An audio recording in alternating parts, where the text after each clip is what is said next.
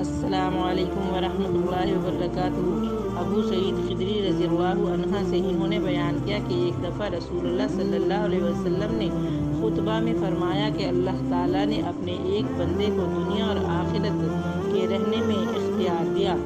کہا وہ جس کو چاہے اختیار کرے۔ بندے نے وہ پسند کیا جو اللہ کے پاس ہے، یعنی آخرت۔ یہ سن کر ابو بکر رضی اللہ عنہ رونے لگے۔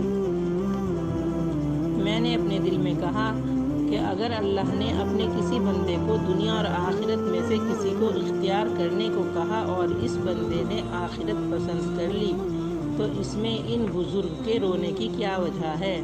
لیکن یہ بات تھی کہ وہ بندے سے مراد رسول اللہ صلی اللہ علیہ وسلم ہی تھے، اور ابو بکر رضی اللہ عنہ ہم سب سے زیادہ جاننے والے تھے۔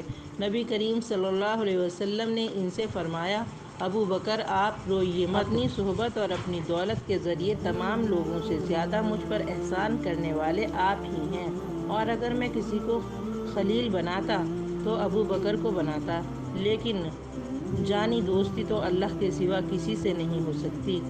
اس کے بدلے میں اسلام کی برادری اور دوستی کافی ہے۔